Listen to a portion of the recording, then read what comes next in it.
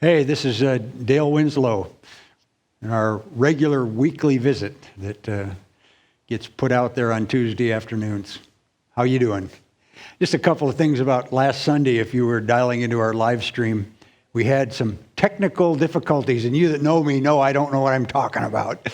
But they said that the router died and that the audio-video sync that they'd worked hard on the day before was off. And one of the brand new cables that they bought was broken. So some of you maybe saw some hiccups in the Sunday morning live stream. I just love you guys, Rob and Brian and Sean and Adrian that are here. It's fun to watch. Well, fun for me, not for them, to watch the scrambling that went on last Sunday. I referenced a couple of books too, and I want to underscore those. Both are Frederick Douglass books, and again, a lot of stuff gets written about a lot of things. I always like to go back to foundational, real basic stuff as much as I can. And Frederick Douglass is one of those core readings when we talk about racial reconciliation. So I'll just say this slowly. Frederick Douglass, My Bondage and My Freedom, a must read. Frederick Douglass, My Bondage and My Freedom. And then another one, Narrative of the Life of Frederick Douglass, an American Slave, written by himself. I like that. Narrative of the Life of Frederick Douglass, an American Slave, written by himself. He was a major voice in the abolition movement, escaped from slavery and went north. And I just finished reading Lincoln's story. And Frederick Douglass spoke into the whole notion, the stuff that was going on when Lincoln was president, the Civil War and emancipation of slaves. So these are a couple books that I think, especially in this culture, and especially if you're in any kind of leadership at all, we need to be up to speed in the conversation. And these two will give you some good, solid sort of underpinning.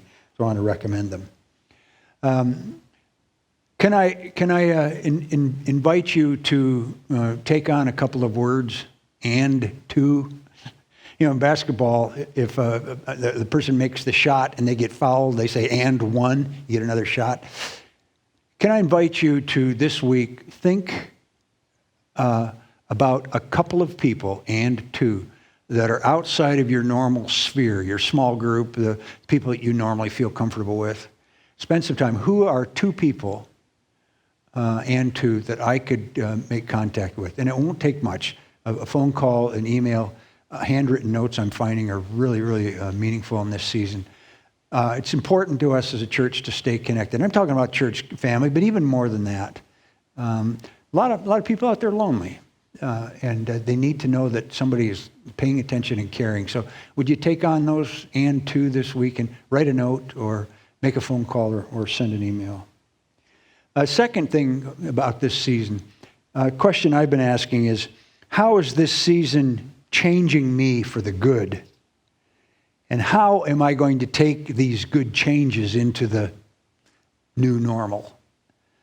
You notice, if you look at the news, they take shots of cities before and after, and the air is cleaner, pollution. How am I going to resist getting back in my car and doing so much driving? We have a prayer meeting, Wednesday noon, fast prayer meeting here. We've had it in the sanctuary. Lately, we've been Zooming it. A whole bunch more people are able to get engaged because of just that simple Zooming. I'm trying to give thought to that. What are the good things that are coming out of this time, and what do I want to take back in with me? Want to invite you again to be thinking of the graduates. I was listening to a comment this week on PBS, and one of the experts was talking about grads. People who graduate in this season normally graduate into maybe a week or two off, but then they graduate into a vocation. We're going to have thousands, hundreds of thousands of grads graduating into uncertainty. And so as you're praying, would you be deliberate about praying for the grads we know and the grads we don't know in this whole economic environment? A word about children's ministry. Pastor Stephanie is really good at getting stuff out during the week, contests. They have a children's church that she sends out. If you are not part of that mailing list, maybe you're worshiping with us from another state, you can go on our website and find Pastor Stephanie and say, hey, can you loop me in as well? We'd sure love to be including our children, families, those that are part of our community and those that aren't yet, or those that have become part of our community since we've been doing this live stream. We're talking about reopening. What will it look like for us to reopen? We're not in a hurry. We recognize it's going to take some time. I've been visualizing what would it look like in the sanctuary with pews roped off and tape in the aisles saying this is where you walk and where you don't walk. We've already ordered some of those, disposable communion dealy poppers. I don't like them, but the ones that already have the bread and the cup and it's all sealed. And we're going to experiment with some of those. We're going to be wanting to do things in a different way. And so we're talking about that, and I'm just delighted with our staff and the energized conversations about what it will look like when we reopen. And then you need to hear this, and I'm just going to read it. I asked Gail to write this out, and so I could get it right. Our associate pastor, Gail Wallace, will be taking medical leave over the next few weeks. This Thursday, she is going to have surgery for early stage breast cancer. John and Gail are thankful that this was detected early and the prognosis is good.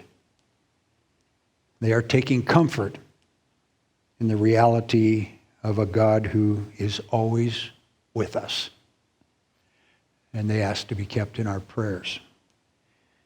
During this medical leave, while Gail is gone, Megan Napier will be filling her role.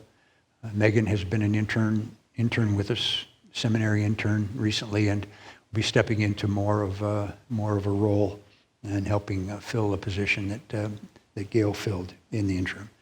So we're praying with you, Wallace family, and I hope that we as a church community are gathering around as well. God bless you. I must say that this is fun doing church in a totally different way. It can get frustrating at times. Talk about Zoom fatigue. I read a thing this week that there's yogurt fatigue. So many people are eating so much yogurt that the sales of yogurt have dropped off. Well, if you don't have Zoom fatigue by now, you must not be paying attention. But it's certainly fun, and it's fun working with the team here at Foothill Church. And I hope you'll keep us all in your prayers as we pray for you. God be with you.